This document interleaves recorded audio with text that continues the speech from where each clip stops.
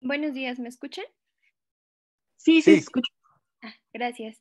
Bueno, nosotros somos el equipo 3 del grupo ACM 61, conformado por mi compañera Daniela, mi compañera Pamela y por mí, que soy Mónica, y hoy les vamos a hablar sobre el cáncer renal, perdón. La siguiente, por favor. Y bueno, como definición vamos a tener que según la guía de práctica clínica es un tumor maligno derivado de las nefronas. Este adenocarcinoma renal va a comprender los tumores malignos del riñón que van a tener su origen en los túbulos renal del proximal. Y bueno, este va a ser el tumor urogenital más letal. La siguiente, por favor.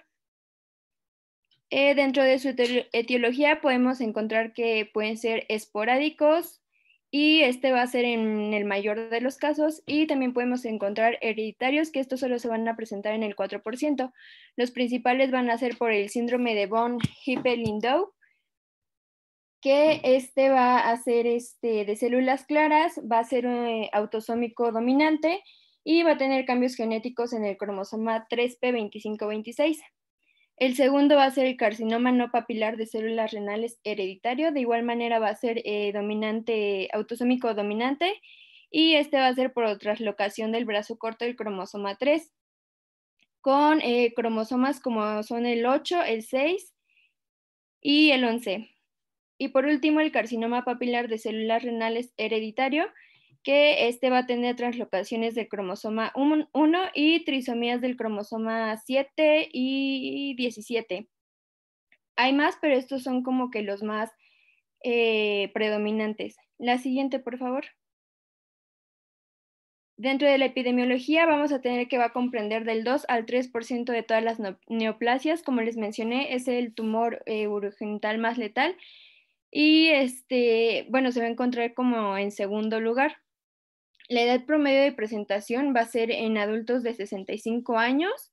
La relación hombre-mujer va a ser de 2 a 1, y de estos, bueno, el 90% van a ser carcinomas de células renales, que dentro de ellos el 85% va a corresponder al carcinoma de células claras. Los menos comunes van a ser el papilar, el cromófobo y de los conductos colectores, que vamos a ver más adelante. La siguiente, por favor. Bueno, dentro de los factores de riesgo van a ser múltiples, pero los más importantes vamos a tener que va a ser la obesidad, el tabaquismo, la hipertensión y las dietas altas en consumo de grasas, aceites, leche y azúcar. Además de estos, también podemos encontrar síndrome de Birt-Hog, leiomyomatosis hereditaria, esclerosis tuberosa, lesión renal aguda post-contraste, aunque esta no es muy común. También en personas con enfermedad renal crónica que tengan una tasa de filtrado glomerular menor a 60 mililitros por minuto, puede desencadenar este tipo de patología. Además de aquellos con insuficiencia renal que cuenten con hemodiálisis, va a provocar enfermedad renal poliquística adquirida, y también este es un factor de riesgo. Y algo que también mencionaba en un artículo es que la exposición ocupacional a tricloroetileno también es un factor de riesgo importante. La siguiente, por favor. Y bueno, dentro de la anatomía patológica, como les mencioné en un principio, tenemos 5 tipos de subtipos de carcinomas. El principal y más importante va a ser el carcinoma de células claras. Este va a ser el tumor sólido que más va a predominar. También es denominado adenocarcinoma renal, carcinoma hipernefroma, perdón, y tumor de Grawitz. Este va a contener células claras y el citoplasma va a ser granular. En la mayoría de los casos, este es esporádico, y cuando es hereditario, pues va a ser por el síndrome de von Hippel-Lindau. Y como les mencioné, este va a albergar el gen de esta enfermedad, que es el 3p25. Van a surgir del epitelio tubular proximal y, bueno, se van a presentar como lesiones solitarias unilaterales. Al corte de este tipo de carcinomas se va a presentar un tejido amarillento brillante, o también puede ser blanco grisáceo, que va a distorsionar el perfil del riñón. Esta coloración amarillenta va a ser debida a la gran cantidad de lípidos que se van a acumular en las células tumorales. También va a tener áreas extensas de necrosis blanco-grisáceas y pueden haber focos de zonas hemorrágicas, perdón. Sus márgenes van a estar bien definidos y delimitados y estos van a ser dentro de la cápsula renal y este tipo de tumores tienden a invadir la vena renal. El siguiente va a ser el carcinoma papilar y este tipo de carcinoma se va a generar en el túbulo distal.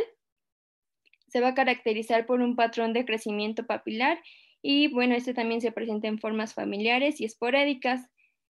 A diferencia del anterior, sus anomalías van a ser en las trisomías 7 y 17 y también puede haber pérdida del cromosoma Y en hombres y en la forma esporádica y en la forma familiar se va a presentar pérdida del cromosoma 7.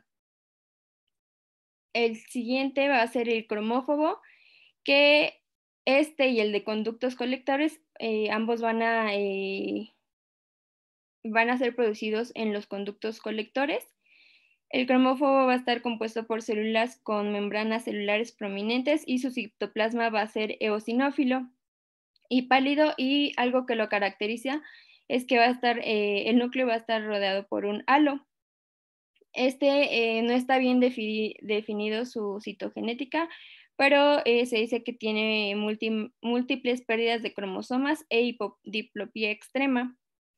El carcinoma de conductos colectores, o también conocido como carcinoma del conducto de Bellini, como ya les mencioné, se origina en las células del conducto colector en la médula y va a estar caracterizado por células malignas que van a formar glándulas atrapadas en un estroma fibroso prominente. La siguiente, por favor. Y bueno, aquí está esquematizado la genética que les mencioné anteriormente, que como les dije, el papilar va a ser la trisomía del 7 y el 17. Si es esporádico, vamos a tener pérdida del cromosoma Y, y en el hereditario pues solo es la trisomía del 7 o del 17. En el de células claras pues son de lesiones en el cromosoma 3 y esta va a ser por la enfermedad que ya les había mencionado. La siguiente, por favor. Y este es un esquema de dónde se van a desarrollar cada tipo de carcinoma. Como les mencioné, en el túbulo proximal van a estar el de células claras y el papilar, aunque el papilar también se produce en el túbulo distal, y el cromófobo y de conductos colectores va a ser de los conductos colectores. Entre los tumores no clasificables se van a incluir las histologías anaplásicas pura y sarcomatoide, que estos van a ser muy agresivos y van a registrar una mediana de supervivencia de 4.3 meses. La siguiente, por favor. Y bueno, tenemos algo que se llama clasificación de Fuhrman, que nos va a decir que el grado nuclear va a definir la agresividad del tumor y además de la clasificación del subtipo patológico mencionado anteriormente, va a permitir establecer el curso de la enfermedad y la respuesta a los tratamientos. Vamos a tener 4 grados, en el que en el grado 1 el núcleo va a ser de 10 micras y los bordes del núcleo van a ser uniformes. A la vista del microscopio va a ser ausente. En el grado 2 va a ser mayor a 15 micras, el borde del núcleo va a ser irregular y puede ser visible a 400. El grado 3 ya es mayor a 20 micras y los bordes van a ser irregulares y de igual manera se puede observar a 400, pero ya es prominente. En el grado 4 ya se puede presentar igual mayor a 20 micras, pero puede ser multilobulado. Los bordes del núcleo van a ser bizarros y el núcleo ya va a ser visible fácilmente. La siguiente, por favor.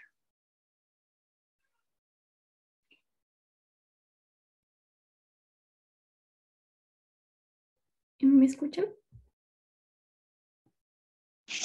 Hola, hola. Sí, se escucha. ¿Ah, sí? Gracias.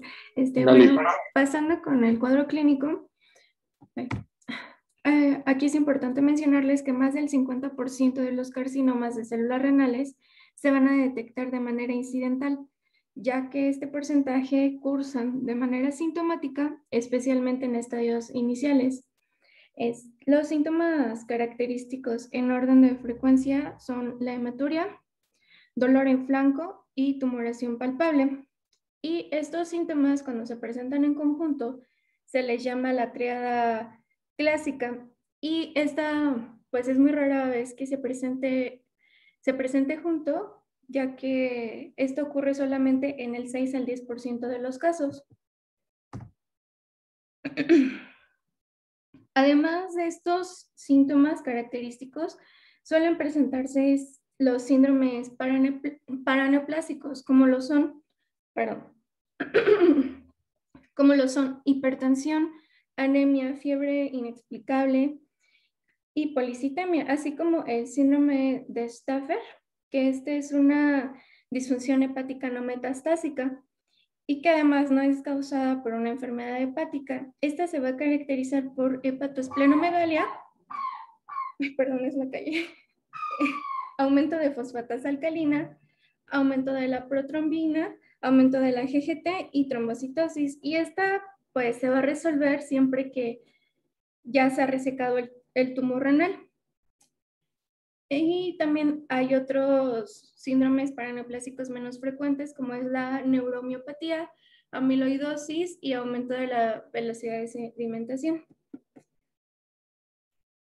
En estadios avanzados, cuando ya hay metástasis, los síntomas son dolor óseo, tos persistente, edema bilateral de extremidades inferiores y varicocele de inicio súbito del lado derecho que no se reduce, así como proteinuria y adenopatías. Y pues como les decía, el 50% de los casos se manifiestan, bueno, aparecen manifestaciones clínicas una vez que ya son estadios avanzados.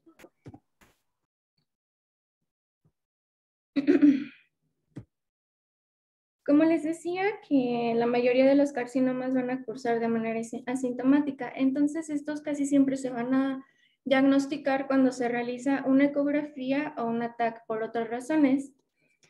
Entonces, bueno, cuando ocurre esto, vamos a indicar pruebas de laboratorio para confirmar nuestro diagnóstico.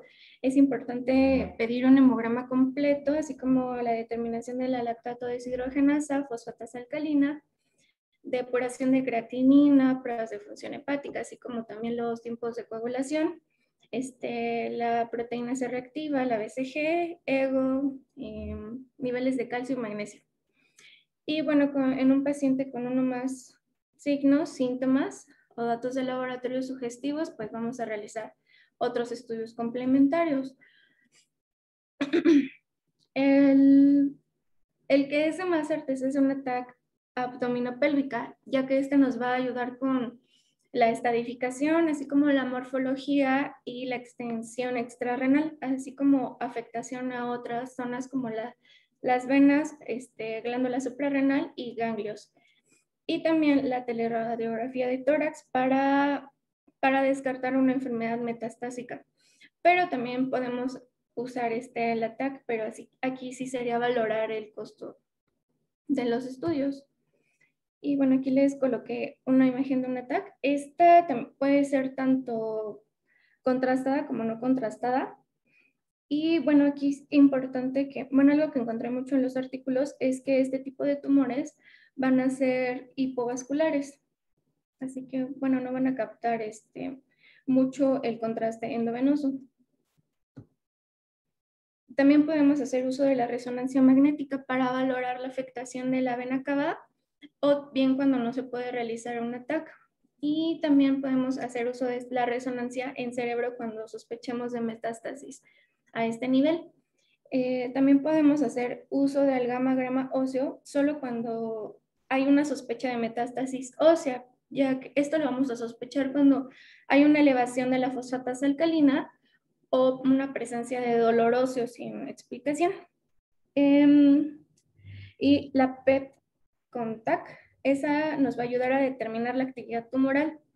Esta se recomienda en caso de metástasis única al momento del diagnóstico o para descartar una enfermedad sistémica.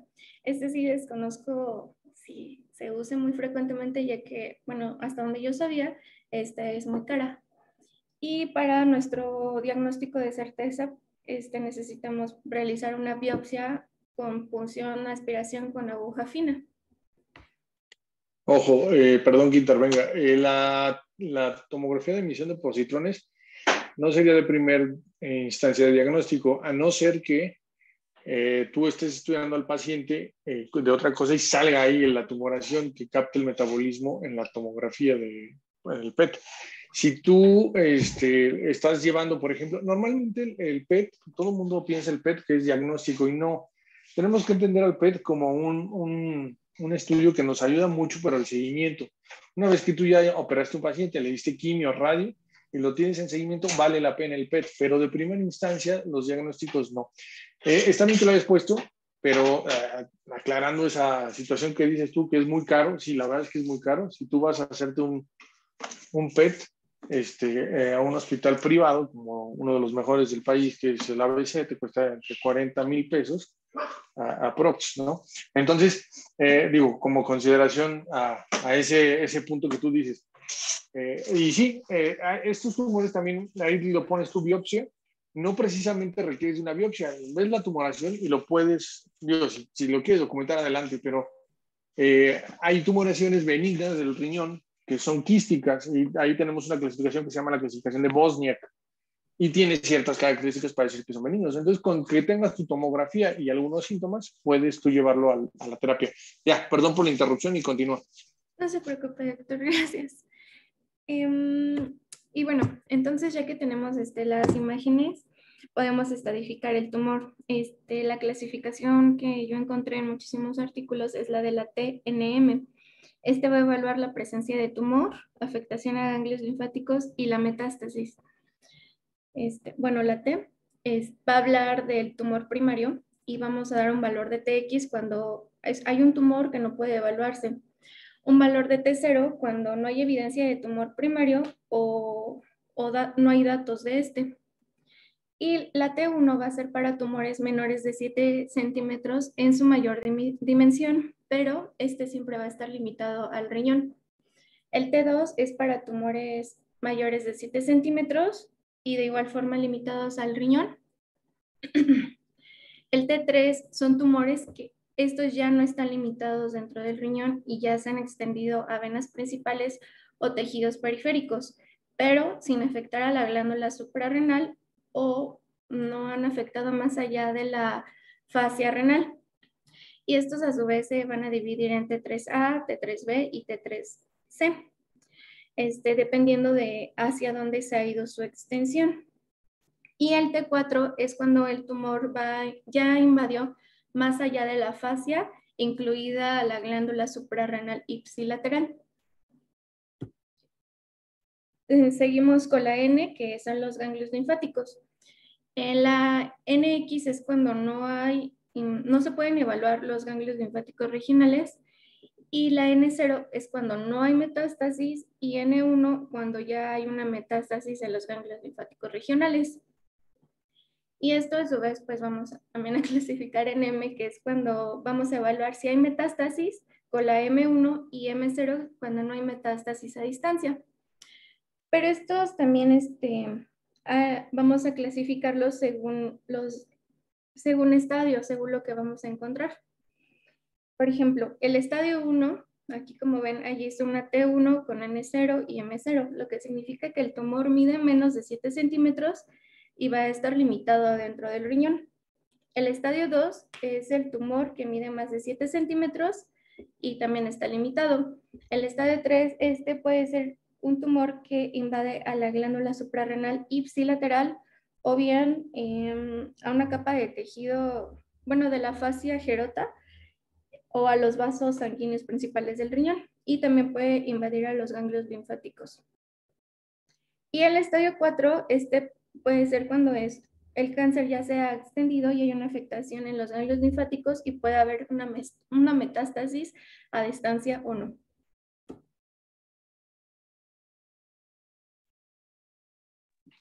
Bueno, esta es una escala, bueno, son dos escalas de actividad, del Lecoq y del Karnofsky, y estas sirven para evaluar el estado pronóstico. La siguiente, por favor. Y bueno, ya con base en la anterior, podemos hablar de los factores pronósticos, que vamos a tener en primer lugar los anatómicos, que como ya les mencionó mi compañera Pamela, van a estar sobre todo basados en el TNM, de acuerdo al tamaño del tumor, la invasión vascular, si hay invasión a la cápsula renal, si este afecta, tiene afección suprarrenal, si tiene metástasis linfática o si hay metástasis a distancia. Dentro de los histológicos, vamos a necesitar el grado de Fuhrman, que ya les mencioné, que sea del subtipo histológico de células renales claras, que tenga características sarcomatoides, invasión microvascular, necrosis tumoral o que haya invasión al sistema colector. Dentro de los clínicos, nos vamos a basar en las escalas anteriores que les mencioné, que van a ser de Lecoq y Karnofsky, y que haya síntomas localizados, caquexia, anemia y también la cuenta plaquetaria. También pueden ser moleculares. Dentro de estos vamos a tener la anhidrasa carbónica, el factor de crecimiento del endotelio vascular, el factor inductor de hipoxia, el gen P53, E-caderina, entre otros, pero pues estos aún no han demostrado que tengan una predicción tan precisa, por lo tanto pues no son tan recomendables que se usen de manera rutinaria. La siguiente, por favor. Y bueno, vamos a decir que un paciente tiene mal pronóstico cuando este presente deshidrogenasa láctica con valores mayor a 1.5 de unidades sobre sus rangos normales, que la hemoglobina esté disminuida de sus rangos normales, que tenga un Karnofsky mayor a 70 o que tenga más de 2 sitios con metástasis.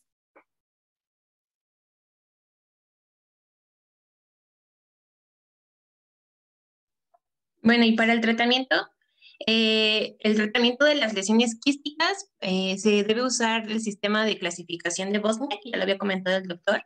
Esta va a catalogar a los quistes renales en 5 categorías en función del aspecto que tengan en la tomografía computarizada. Bosniak recomienda no tratar los quistes de la categoría 1 y 2, pero sí los de la 3 y la 4. Es decir, para las lesiones de tipo 3 o 4 el tratamiento va a ser quirúrgico. Y pues ya el tipo 3 nos habla de una presencia de signos sugestivos, aunque no definitivos de malignidad. Y en la tipo 4 pues ya va a hablar de una neoplasia quística y va a haber áreas claras de realce. La que sigue, por favor. Bueno, y pues el tratamiento de los tumores sólidos se van a tratar pues según el tamaño, y existe un papel cada vez más importante para la biopsia renal en lugar de la nefrectomía parcial. Sin embargo, la biopsia tiene mayor riesgo de resultados falsos negativos. Y en cuestión de la intervención quirúrgica, el tratamiento preferido para cualquier masa renal quística no metastásica, sólida o de complejo Bosniak 3 y 4, como les había mencionado, va a ser la escisión quirúrgica. La que sigue, por favor. Y bueno, la nefrectomía parcial se va a recomendar con preservación de nefronas, con la prioridad de lograr márgenes quirúrgicos negativos. Aquí vamos a tener indicaciones que se van a tomar en cuenta para llevar a cabo esta cirugía. Dentro de las indicaciones absolutas es cuando tenemos un riñón único, anatómico o funcional, o los tumores renales son bilaterales. En las indicaciones relativas es cuando vamos a tener una inadecuada función en un riñón contralateral por alguna otra afección y en los pacientes con cáncer renal hereditario. Y dentro de las indicaciones electivas es cuando ya el tumor es localizado unilateral con un riñón contralateral sano en aquellos pacientes que tienen un alto riesgo de desarrollar tumores renales adicionales y o tumores bilaterales, y cuando la localización está en los polos superficiales.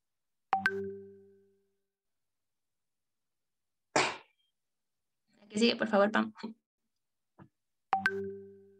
Para la nefrectomía radical, esta está indicada en pacientes con un mayor riesgo oncológico y este se va a basar en el tamaño cuando las masas sólidas son mayores a 3 centímetros, cuando las masas quísticas son complejas, cuando no hay una enfermedad renal crónica preexistente, cuando el riñón contralateral está normal y en aquellos pacientes que planean someterse a un tratamiento farmacéutico dirigido para cáncer localizado. Este sigue siendo como el estándar de atención en el caso pues, de los pacientes con cáncer localizado.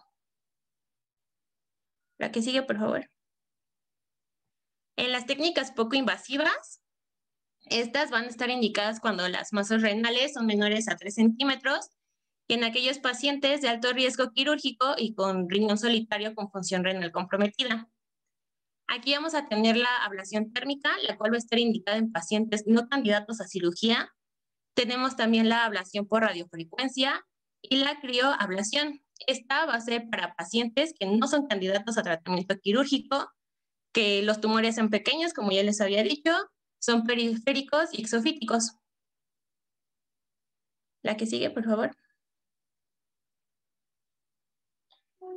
Otras técnicas es la nefrectomía radical laparoscópica. Esta se va a recomendar si la nefrectomía parcial no es técnicamente factible. Esta es en tumores mayores de 2 centímetros y en tumores en etapa 2 y 3. La nefrectomía parcial laparoscópica es otra técnica poco invasiva y esta es para pacientes con tumores pequeños de igual manera que están en la periferia y pues obviamente en manos o centros expertos para que lleven a cabo la técnica. Y una desventaja que nos ofrece esta técnica es que hay mayor tiempo de isquemia y por lo tanto pues hay más complicaciones. Y en la bibliografía nos comentaba que a todos los pacientes se les debe realizar una biopsia de masa renal para permitir el diagnóstico histológico y así poder guiar la vigilancia posterior al tratamiento. La que sigue. Dentro de la terapia adyuvante, pues es el tratamiento sistémico y este se va a recomendar, se recomienda inmunoterapia con base en el interferón alfa en pacientes